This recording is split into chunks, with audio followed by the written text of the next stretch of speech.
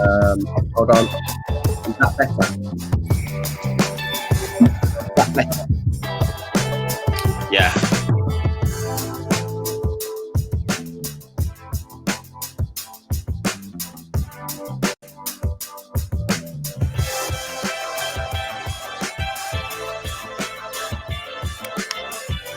I'll try not to shout, Lee.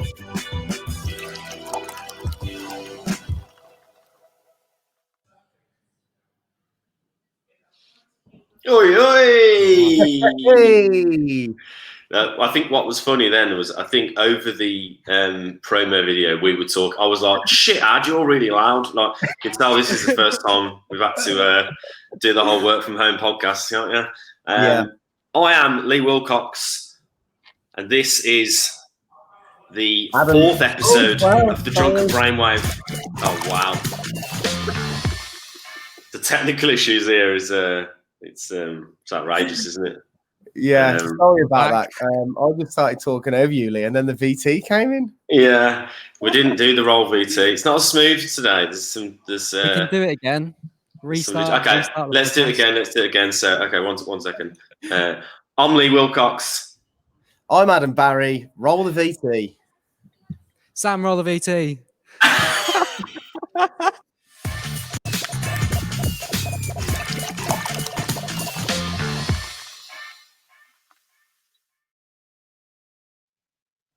Seamless. That was seamless. So as you can see, we're not all in the office today. There's I don't know whether anyone's aware, but there's this thing knocking around called COVID. COVID-19 it's called. And logistically it's causing us some problems. So we've had a bit of an away day, haven't we? This week, Yeah, so been down to the Big Smoke. Yeah, and it was lovely. We had a strategy day booked in and some meetings and stuff, so we went and did that. But in the course of doing that, as the four directors went down there, we're in the midst of being close to people that have potentially been with people who have definitely got COVID. So we've decided to just have the next couple of days in the office until we get tests back from family members. So hence the reason we're all sat at home, and Jamie is in the power position, isn't he? Look at him.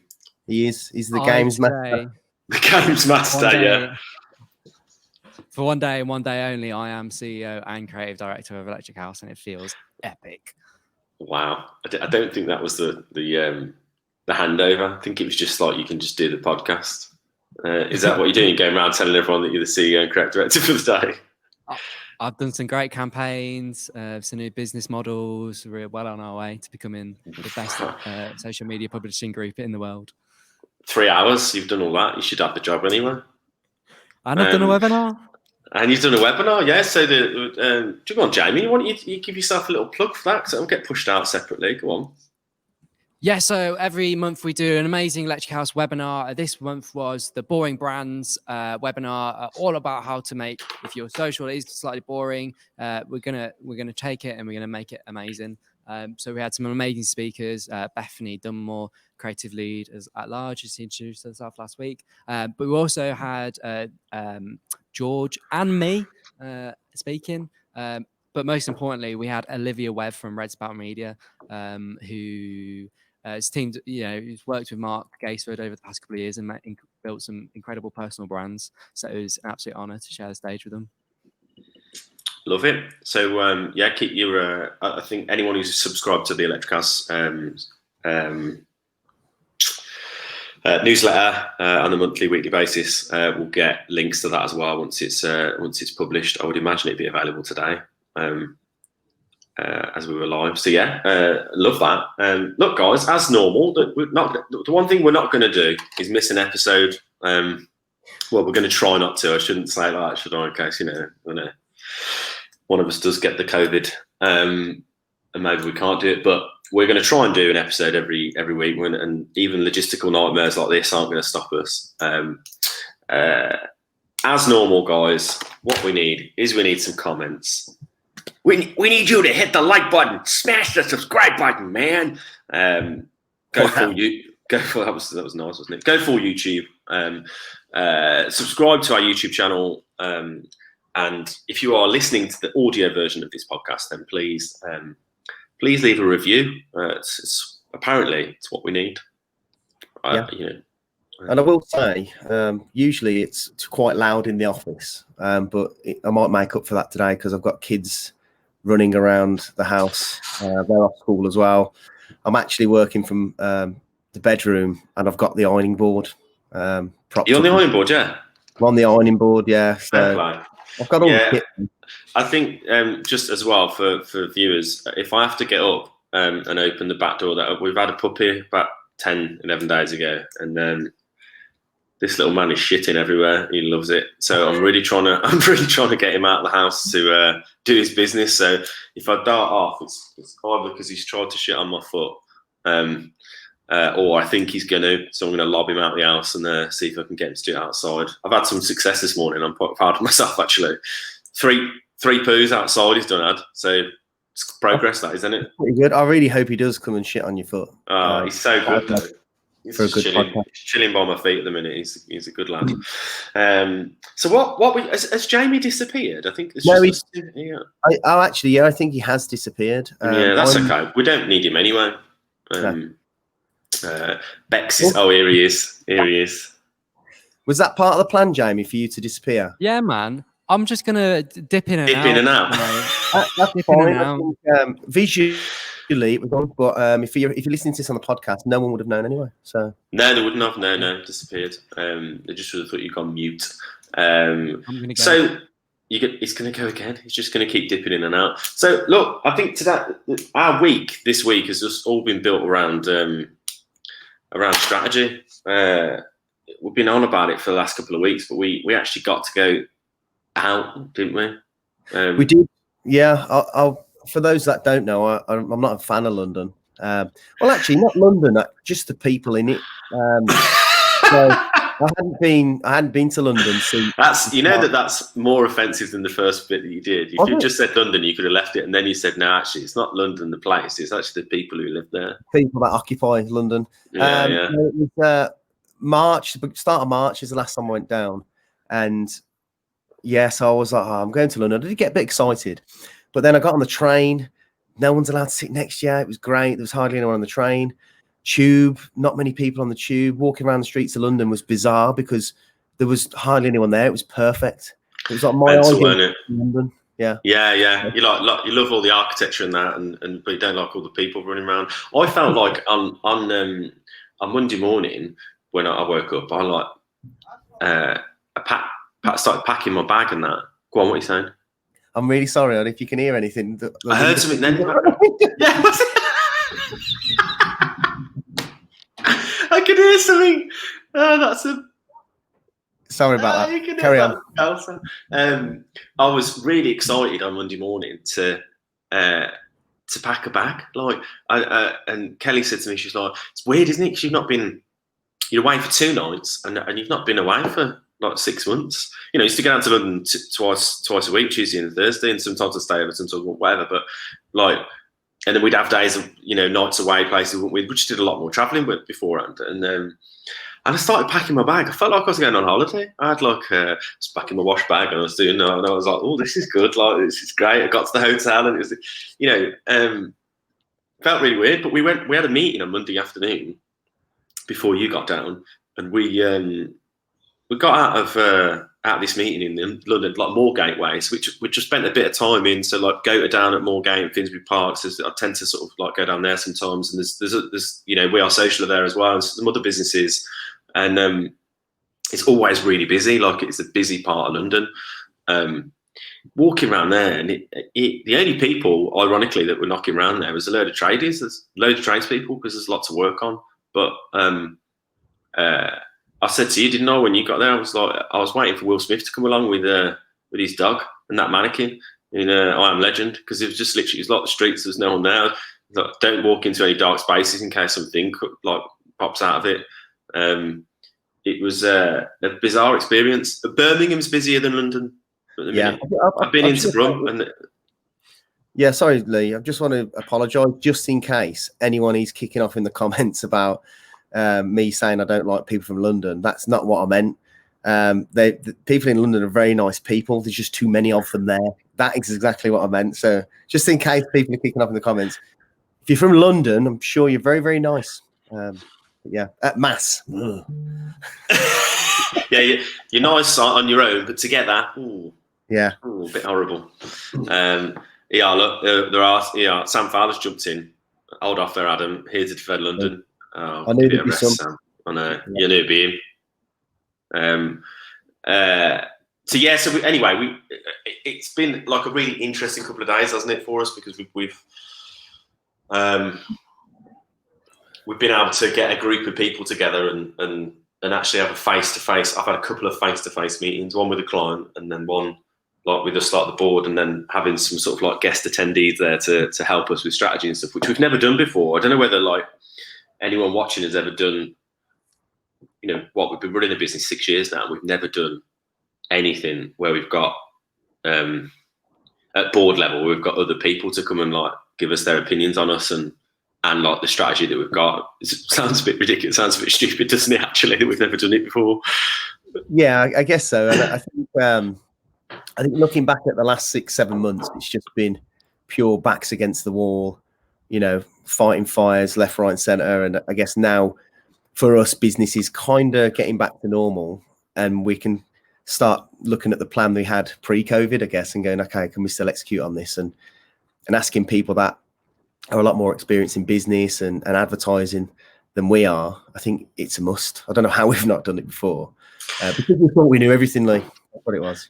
Yeah, like what a bunch of arseholes. Like, I guess it's that funny thing, isn't it, where we went through a good period of time as like, you know, as on the tools, where we were quite like proud of the fact that we got no one agency. We'd never had anyone from an agency who'd worked there, and we were doing it by ourselves, man. We don't need anybody else.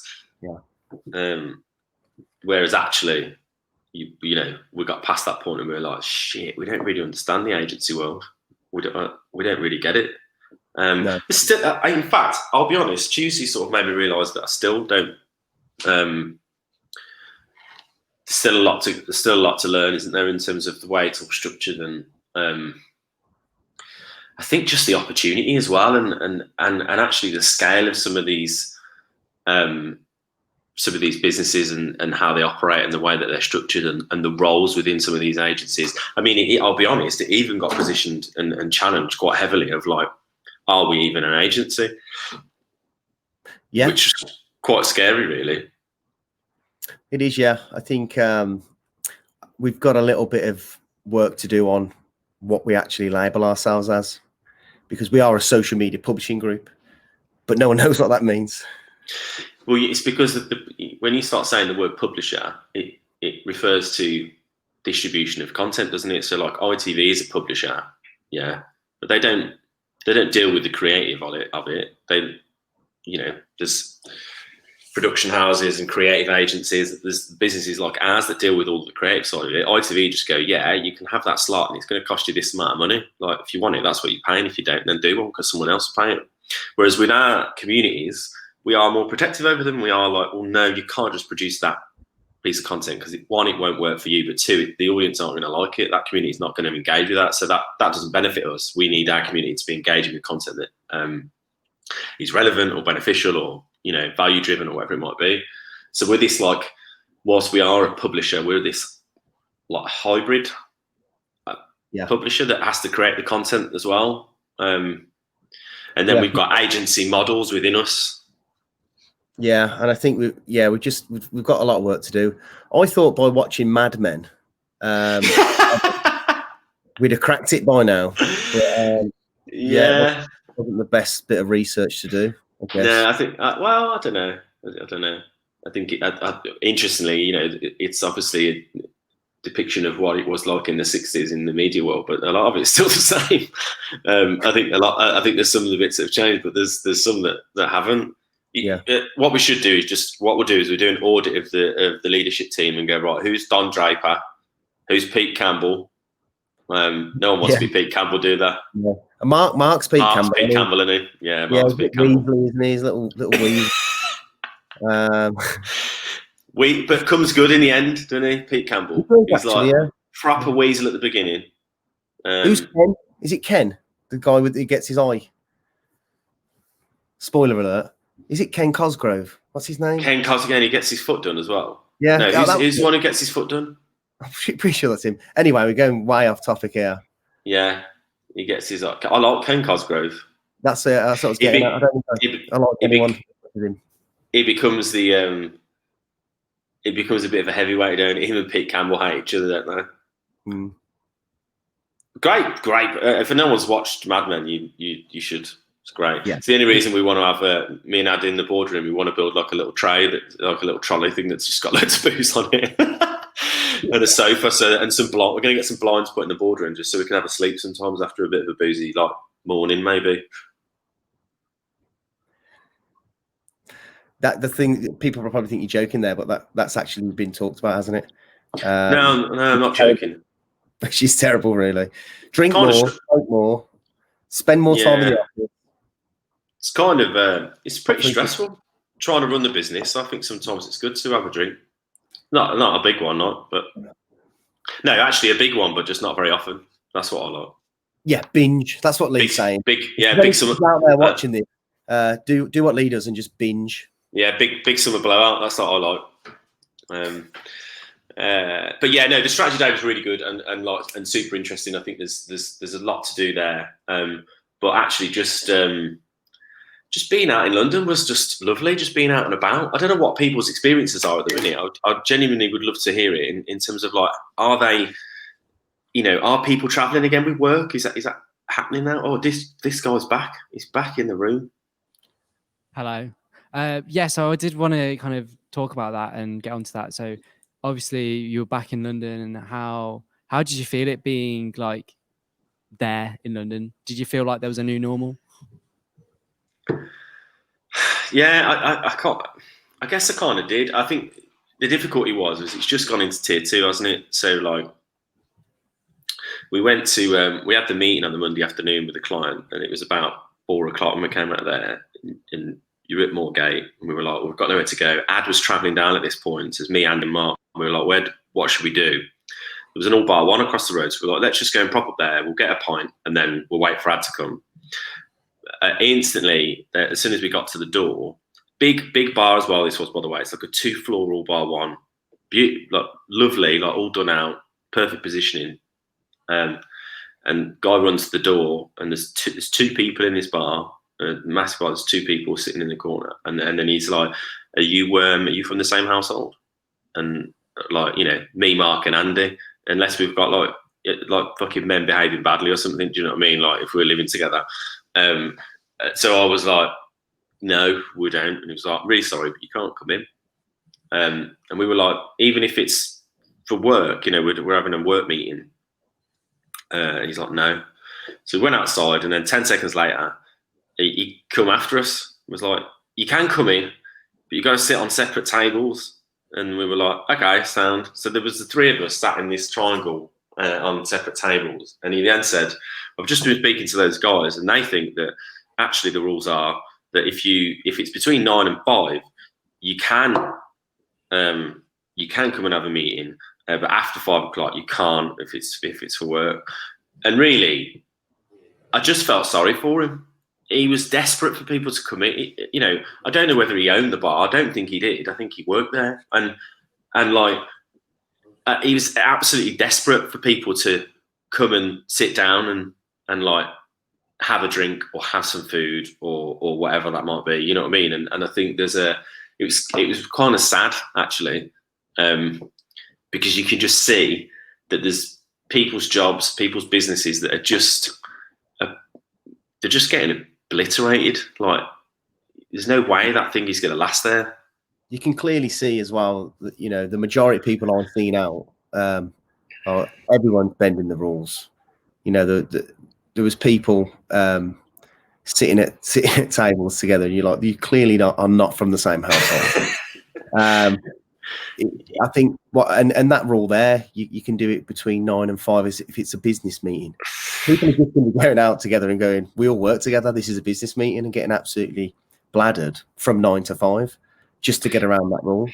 Yeah, I felt sorry for him, and I looked at the Barrie and just thought it's sad, really, because this is just one of many that are they're probably just going to get shut down. I mean, who can deal with the rent in London like that? But big square footage there. It's going to be difficult. So I think but what it did make me think was that this is just not going away. For a long time. So I think in answer to your question, Jamie, I think it kind of did feel like the new normal, really. Like the hotel we've stayed in, I only seen about 4 other people that wasn't us. Yeah. It's a big hotel, I'd like to know what people think about just sort of like the restrictions in general, because you look back to when this we first got put in lockdown. So it was around about the end of March, wasn't it? Start of April. And mid of March. Yeah. Save lives, don't go out, protect the NHS. And then I think the feeling now is more and more people are going, look, the data is just not backing it up. And I think the majority of people I speak to or I see on LinkedIn or on Facebook are saying, don't put us in any more lockdowns. That I seen a quote the other day and it said it's like burning down a house to kill a mosquito, which I thought, it's quite right, really. But then again, people are still losing their lives. I've got loved ones who are ill and stuff like that. So I get both sides of it. But I'd be interested to know, like, the 3 people that are probably watching this or listening to this, what they think about it. I think there's a difficulty as well. Is for me, anyways. I think that at the beginning there was a big, strong message on, like you just said it then, about like keep the NHS safe and stuff.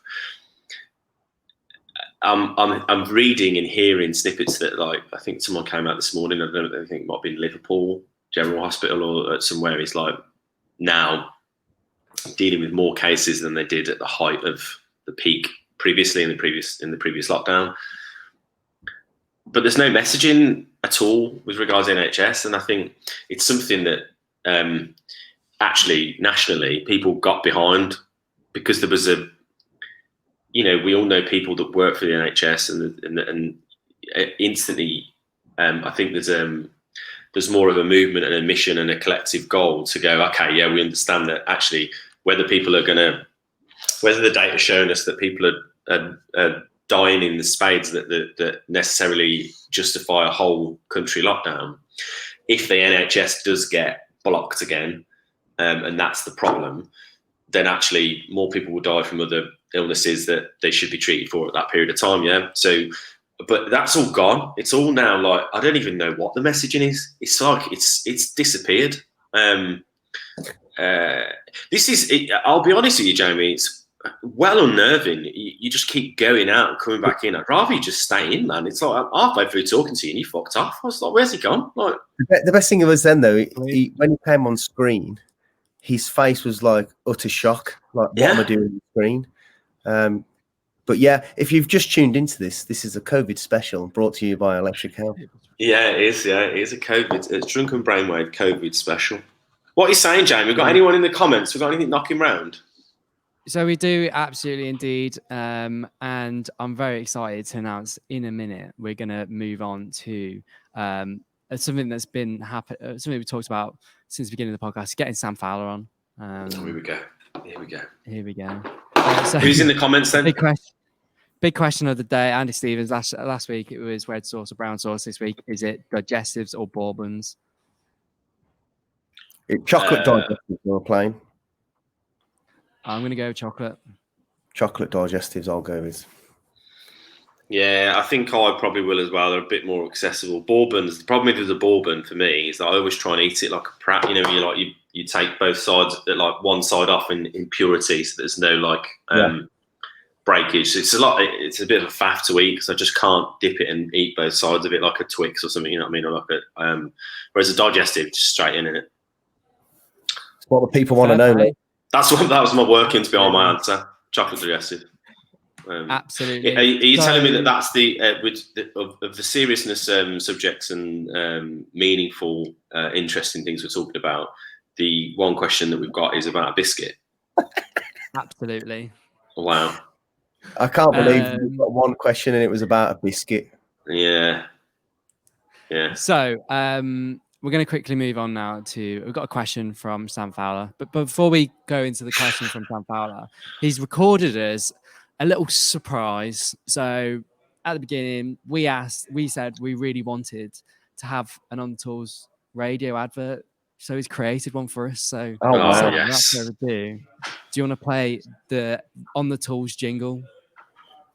Also, I've included a little something. Lee, I know you're a big fan, so enjoy. Missed our bank holiday offers? Then don't miss out this week at On the Tools. Find out everything you need on Tool Station Tuesdays with Dell and get your quote from everybody's favourite Simply Business. On the Tools, the home of on-site banter. That was brilliant. It was a good agony. That was really good. Yeah, it was really good. He's definitely got face for radio, hasn't he? Wow. He's just done that amazing jingle and you insult him. I'm joking. No, he's just got a really good radio voice, hasn't he? He's got a belter of a radio voice, that guy. He's epic. I think we should, put him on Nicole's casting list, mate. Yeah. Yeah, we should actually, getting some paid work. Amazing. Can you see yourselves? Are we going to go with this? We're going to advertise On the Tools on the radio? No. Well, not at the minute, I don't think. Not right now. What when for? we got What's the offer, maybe. Yeah. What's the product? What you want to? I think at the moment, utilising radio advertising to drive social growth would be a dumb strategy. I'd argue it should be the other way around, radio folk. But if we had a product to sell, then I think I still think there's a place for radio. Absolutely. Done in the right way. But it's got a link elsewhere, hasn't it? Yeah, absolutely. So we're going to move on to the second part of the podcast now, which is about e-commerce. And Sam Fowler's got a question for us about e-commerce. So without further ado, for the second time, Sam, do you want to play Sam Fowler's recording? Hi guys, it's Sam from the Goat Agency. I understand you're talking about e-commerce today and future predictions of that as well. My thing that I want to know is, should brands be so tied to the idea of Black Friday virtually anymore? We all know that the big boys are going to go out there and bid for the highest ad spend and pick up those ad spots. So should smaller businesses keep fighting for the idea of Black Friday, or is it best to be left to the big guys? Fucking phone went off. Can you believe that?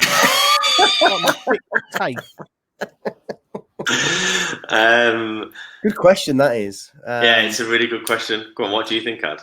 Yeah, so we've obviously had a shop before, but I think we'll touch on that in a bit. So we've definitely took advantage of Black Friday and been trading when it's been a Black Friday. But one thing I'm seeing a lot of at the minute is a lot of support for local businesses. So I think definitely, yes, you should do it if you're doing it at a localized sort of, if you're selling locally, shall we say, because I guess discount wise, I mean, I see discounts pretty much all year round now. But the whole Black Friday thing is people actually do wait to spend a lot of money around that period of time for Christmas. So that's kind of like my buying pattern.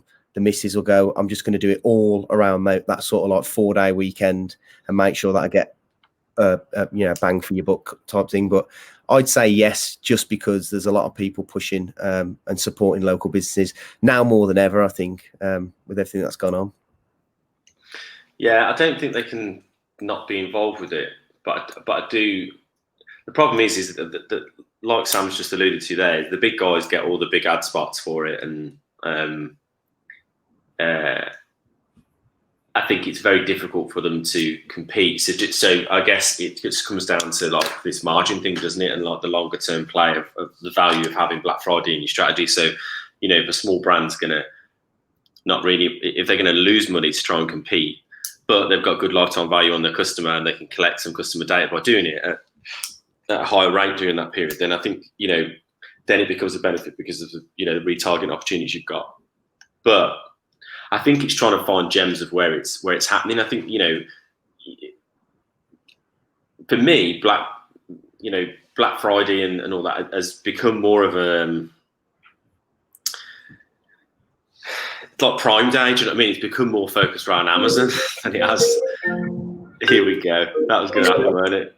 Yeah, that was gonna, yeah. I can't believe you didn't put your phone on silent. It is on silent, but it's done it. It's rang me through the computer. Do not disturb. No, I haven't on do not disturb. No, I haven't. Oh, he's an amateur.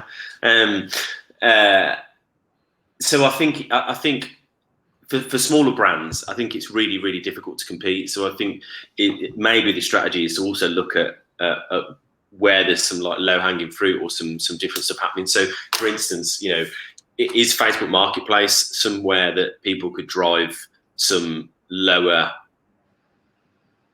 spend and like higher return on investment through during that period, or is it that actually once social commerce kicks in, is that where you should put your strategy with your Black Friday and your Cyber Monday and all those things? I think smaller brands have to wait up for me, because I think you can like waste a lot of money. It's one of the. Sorry, go on. No, go on. It's interesting you talk about Facebook Marketplace, because Facebook are really pushing it at the minute. I don't know if you've seen it in your news feed. Massively. I've just scrolled about 6 times and it's there. It's not being promoted as a sponsor or anything like that. They're just listing it in people's feeds. And I've seen that over the last week. So I wonder what the strategy there is.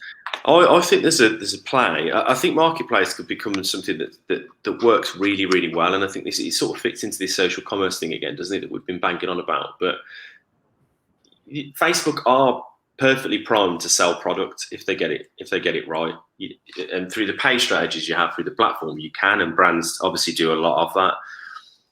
But the Marketplace bit for me is it's sort of grown in like the perfect way for them, hasn't it? Because they didn't try and monetize it early on. It was just a place where people could list shit and get rid of it. Yeah.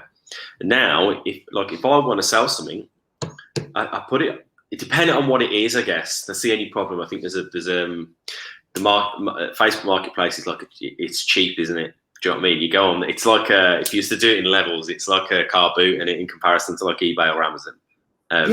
Yeah. But eBay are massively pushing it at the minute as well. Big TV campaigns hitting, because they're losing that market share. I think it was more products are now searched on Amazon for purchase than they are on Google. That's a scary thought really for anyone who's sort of driving any of the platforms that are trying to drive that action.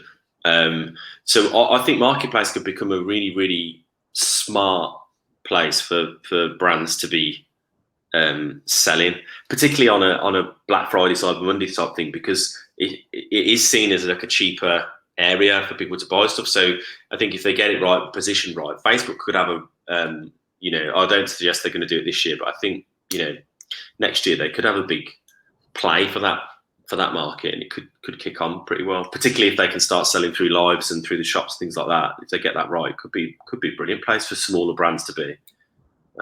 Definitely. Yeah, I agree there. I think you just got to look at the way the world's working at the minute, especially in the UK. People are looking to save money, and things like eBay. It's no wonder eBay are pushing it, but platforms like eBay and Facebook Marketplace, that's where people are going, because people want a deal. We're all trying to watch our money at the minute, and I guess that's why they're doing it. I guess they're seeing a lot more people go to Facebook Marketplace and look for products. It's interesting because I think people are probably looking for products there, but interestingly, I think people are I bet listings have gone through the roof, because people are trying to, like you say, you want to find stuff for cheap, but you want to make money as well. You want to get rid of the stuff you don't need anymore, and that whole it's kind of what you were jumping on, that whole like used market, whether it be clothing, whether it be whatever it be, it's really starting to kick on, isn't it? And period of time like this where there are high job losses and all these other things, it does make a big difference, doesn't it? And just so anyone listening on the audio version, Jamie has just stepped back into the virtual room. Hello there. So yeah, I just want to jump in and talk about the future kind of live on social e-commerce on social. Wow, fuck that up, didn't I? So we've seen the platforms gearing up for e-commerce. So Facebook shops, you can be able to sell through live streams and list products on Instagram and Facebook. Where is e-commerce going on social? What's the big play? Look, I think that those platforms, if they get it right, are perfectly positioned to be able to drive so much traffic and engagement and conversion within a really short period of time. So, like, obviously the likes of Amazon, eBay, it's took a long time for those platforms to become part of the ecosystem. But this all just comes back down to attention again. The attention that the social platforms get is just insane, isn't it? The amount of times we pick up our phones to go. I don't pick up my phone to go on Amazon all the time. I pick up my phone on Amazon once I know what I'm buying. So it is that search over delivery thing again. So, like, we're delivered content on social platforms and we search for content via like Amazon, Google, eBay. But I think done in the right way, the eyeballs and the repetition and of which people use those platforms, I just don't see how it can fail. And it's that ease of use, isn't it? You go onto Instagram now, you look at a product that you like, or you see a product you like is delivered to you in a timely manner, and you go, oh, I like that, I'm going to click on that and have a look at it, and you can buy it there within one click of a button. And if they get, the key part then is that, for me, those platforms need to be linking with Amazon to do the last mile part. The delivery part is the logistics is that's the most important bit. So imagine being able to, like, you're on social and your Amazon account is linked to that, or a delivery service is linked to that. You click it and you can choose Prime, and then it's done. Bash, I get it the next day. That's what I want. That's what, as the user, that's what I want. I want to be able to get it no matter what it is.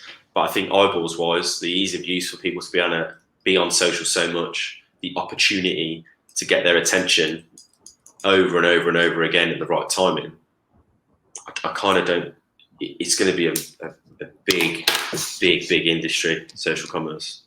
Yeah, it's getting there, and I think you're exactly right. What you're saying, it's where the attention is, and I think what Facebook and Instagram need to do, and it's what they are doing, is making it as easy as possible for people to make that transaction.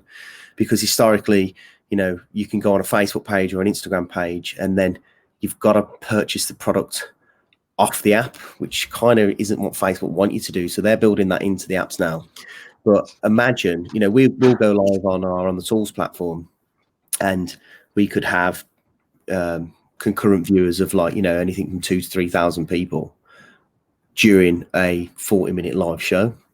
So if you've got a product that people are tuning in and they want to see, wouldn't it be great to be able to sell them that product during a live, whether it be through some sort of game show or chat show? Like, it's QVC on steroids, isn't it? That's exactly what it's going to be on social. And if you don't have to leave the app to make that purchase, I think brands are going to win big when it comes to doing that sort of thing. It's a no-brainer. You just said it then. Facebook don't want you to leave the platform. Instagram don't want you to leave the platform. Their algorithms are built on the fact that publishing pages and brands' accounts grow better, do better, get better engagement if the users who engage with them stay on them longer. Like, that's how you win. Like, On The Tools gets a big tick from Facebook and from Instagram if anyone watching a piece of On The Tools content stays there for a little bit longer than the average person. That's how brands win on social. Yeah, that's the metric. But interestingly, as a user, I don't really want to have to leave the platform to buy it. They're showing it me there. Or just let me have it. Like, I want it. I've decided what size I want, or I've decided what product I want. I'll just have it here. Being directed to what is and can be clunky e-commerce stores that then you have to go back through the whole freaking thing again. Sign up, put all your address in, Okay, 3 years ago that was acceptable. It's not now because of Amazon. Yeah. I literally just say buy now and I buy it and I'm done and I put my phone down again. I could buy something on Amazon now, 30 seconds, done, and I put my phone back down. I absolutely love that transaction. So when you go on and it literally says swipe right to buy, you look at it and you just swipe it and it's going done. You haven't got to do anything. You haven't got to click anywhere yet. It's just done in that instant. I think once they bring that to social platforms, I think it's a game changer. Yeah, I can't wait for it because I want to sell products. Yeah. And I want to buy products on there. 100%.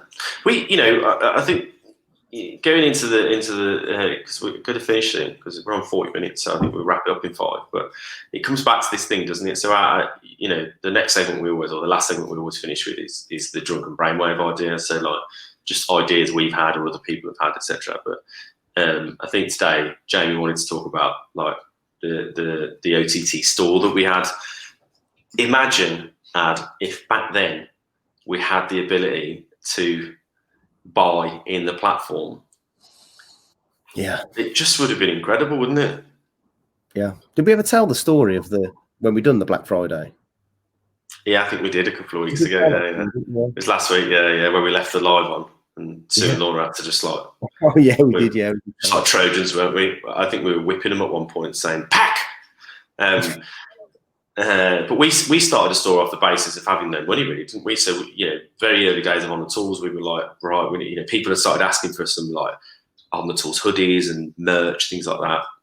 We asked the community to give us the top 6 trades. I think we did Sparky, plumber, carpenter, a few others. I think originally we asked for some like your best slogans, wasn't it? Yeah. And then we kind of picked the best ones out of those, didn't we, and aligned them to a trade.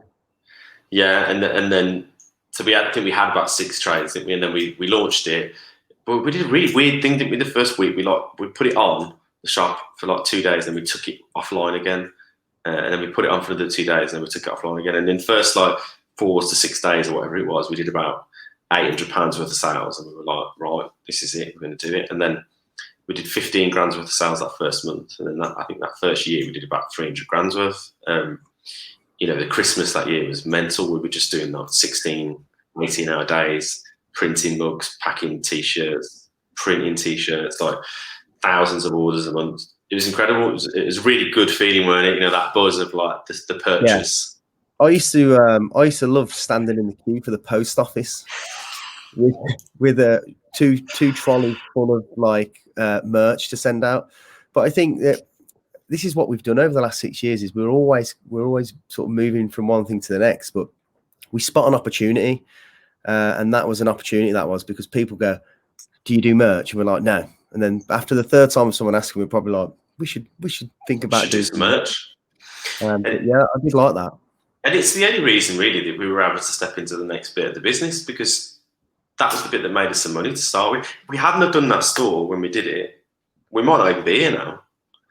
Excuse me. That's the reality of it, because that was the bit that gave us the stepping stone. So we've had loads of different businesses along the way within this business, haven't we? And I think that's quite. I don't know whether maybe that's natural. I think it is. I guess it's just innovation, isn't it? Or I don't know what you would call it. It's how businesses grow. It's never that, you have that vision that you're going to go from like, as the crow flies, like we're just going to go from here to there. And you never do it. Well, we haven't. And I don't know many businesses that have. They go to one thing, they become one thing, and then they grow and they become another. And it's that ping pong, like that pinball. Pinball, that was it. I was going to say ping pong machine. What's a ping pong machine? That pinball machine thing, isn't it? Where you just you do bounce to get to the end of it. You don't go in that straight journey. So I think I loved having that store, and I think now we're getting more excited again about commerce, social commerce, and the position we've got with the communities that we've built. I think there's no doubt in my mind that we will return back to having e-commerce platforms. However, I think that they'll be operating in a different way. I don't think we'll hold so much stock. I don't think we'll, because it's that ease now, isn't it, of being able to pass off. So someone else hold the stock, pass. You could just do the fulfilled by Amazon, couldn't you? You know, and you go, well, we're going to use Amazon for the delivery because we know it's solid. So they're going to store it, they're going to take the cut, but we concentrate on doing what we're really good at, which is like engaging communities and monetizing them. Like that's what we're doing. It is, and it's why we are so good at what we do. And I think you get a lot of people out there that that haven't grown communities. You know, we didn't just get lucky. You know, we're on the tools. We've got new communities that we've started this year that are getting into the sort of hundreds of thousands. We know what we're doing, so we're able to do that for your brand. It adds that credibility, and it's the same with the e-commerce stuff. You know, we're not just going to pretend we know how to sell your product. We've been there, we've done it, so it allows us to be able to do a good job for you. So, yeah, I think maybe we should just always have that thing in the background where we're always trying to monetize through platforms, because one, it's going to work for us, but two, it's also going to work for the clients, isn't it? Yeah. It's a good bit of strategy thinking, that is, Ad. Yeah, there you go. Yeah. Didn't need Tuesday, mate. Just do a podcast and then just chat it out. Today's been a bit of a weird one, really, and next week Ad's not here either. He's on his hollybobs, so it's just going to be. We think we've got Andy Taylor stepping in. We think, yes. If not, it might just be me and Jamie or. We've had to talk to his people, haven't we, Lee? Yeah, we have had to talk to his people. He wanted a fee because he's done some live presenting before. So we'll be back same time next week. As said before, please subscribe to the YouTube channel, follow us on LinkedIn, or add us on LinkedIn, and also please review us on the Apple Podcasts or Spotify, wherever you're listening. If you are listening now to the audio version, it'd be very much appreciated. We want to make sure that this podcast is listened to and seen, and we're going to be changing things as we go along. We're going to be testing stuff, so we may end up doing things at different times and in different scenarios, but we're going to stay live and we're going to keep this audio version going as well. So please, if you are listening on the audio version, please leave a review. And I've been. What do we do? It's gonna. Jamie, get back in the room a minute. Jamie. Do you know how many subscribers we've got on YouTube? I'm coming. Hello. What was the question, Ad? Do you know how many subscribers we've got on YouTube?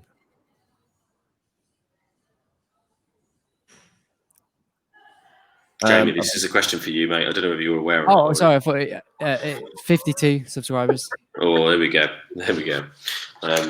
So can we make it 60 by the end of the week for people listening to the podcast and driving forward that way? Jamie, who are we going to get to sign off for the podcast? Who's saying That's bye? a very good question. You need to arrange that. You've got 15 seconds now. Run. Jodie, can you do us a favour, love? Do you want to come and sign off the podcast? Yeah. Come on.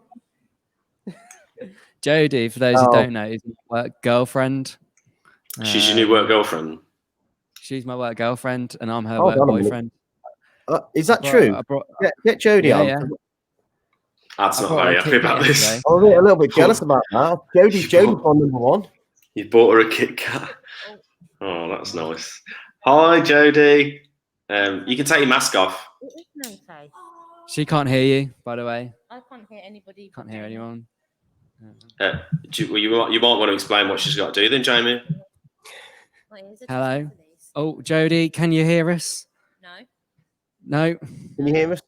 I can now. You can. Jodie, do you want to step a bit closer to the mic? Bit closer to the mic. Hang on a second, because I'm sure.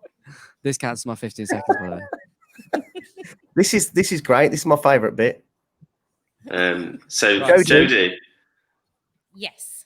It's your job to just basically close the podcast and say bye to everyone in whichever way you want to.